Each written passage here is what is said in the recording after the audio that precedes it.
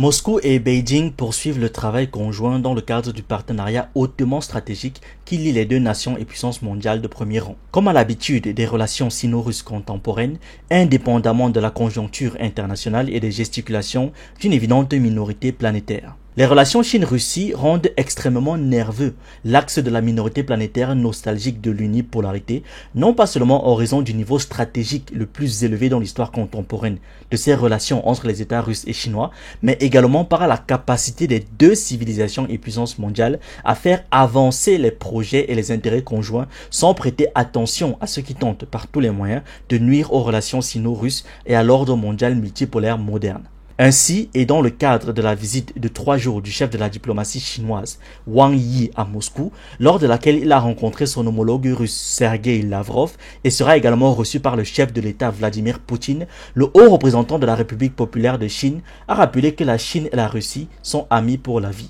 Le principe d'amis pour la vie, jamais ennemi, sert de base légale solide pour l'avancée de notre coopération stratégique au plus haut niveau, a déclaré Wang Yi. Les chefs des diplomaties russes et chinoises ont par ailleurs évoqué le partenariat stratégique, la stabilité internationale et les commémorations communes liées à la victoire de l'URSS contre le nazisme lors de la Grande Guerre patriotique et de la Chine face au militarisme japonais durant la même période de la Seconde Guerre mondiale. La rencontre était également l'occasion de discuter les préparatifs des prochaines visites de Vladimir Poutine en Chine et de Xi Jinping en Russie. Avant l'ouverture des pourparlers, Sergei Lavrov avait indiqué que l'objectif principal de cette réunion était la préparation au sommet russo-chinois prévu en mai. Le ministre chinois des Affaires étrangères Wang Yi a pour sa part fait valoir qu'un partenariat global et une interaction stratégique entre les deux pays constituaient une constante et non une variable, conformément à la ligne fixée par Vladimir Poutine et Xi Jinping. En ce sens, le chef de la diplomatie russe a également rappelé que la Russie et la Chine étaient unies non seulement par une fraternité militaire historique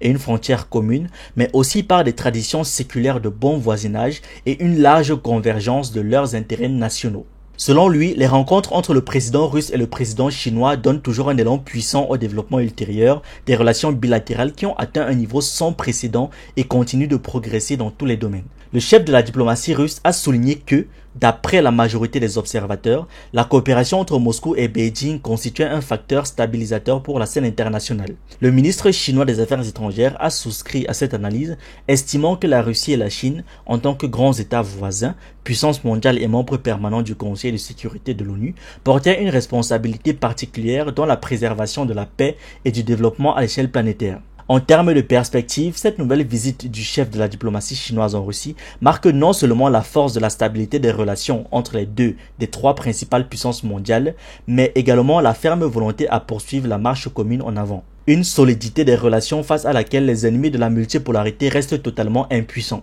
Ayant été incapables au cours des dernières années à faire éloigner la Russie de la Chine, les régimes de la minorité planétaire occidentale doivent aujourd'hui se rendre à l'évidence qu'ils seront tout aussi incapables à pouvoir faire éloigner la Russie de la Chine. C'est d'ailleurs l'une des raisons en supplément de l'officialisation de la défaite militaire otano-occidentale face à la Russie, qui se rapproche de plus en plus et de l'incapacité pour les 10 régimes occidentaux à mettre la Russie à genoux, y compris économiquement, qui contribue fermement à enrager encore plus l'axe de l'extrême minorité planétaire néocoloniale et nostalgique d'une ère unipolaire révolue. Car, et malgré les innombrables efforts des régimes occidentaux tous confondus, la Russie et la Chine non seulement maintiennent le cap des relations bilatérales ayant atteint le plus haut niveau historique dans l'histoire contemporaine, ce qui enrage véritablement la minorité planétaire occidentale est la capacité de Moscou et de Beijing à poursuivre la marche commune en avant, aussi bien dans le cadre des relations bilatérales que multilatérales, sans oublier la responsabilité au plus haut niveau des deux civilisations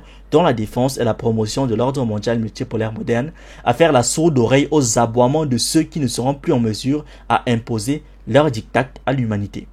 Oui, c'est aussi cela la relation Chine-Russie. Merci d'avoir regardé cette vidéo. N'oubliez pas de liker, de partager et de donner votre avis en commentaire. Vous pouvez aussi nous suivre sur nos différentes plateformes Facebook, YouTube, TikTok et surtout sur le réseau social africain d'Iba World, disponible sur Android et iOS. Pour ceux qui le souhaitent, vous pouvez aussi rejoindre notre communauté WhatsApp. Tous les liens utiles sont dans la description.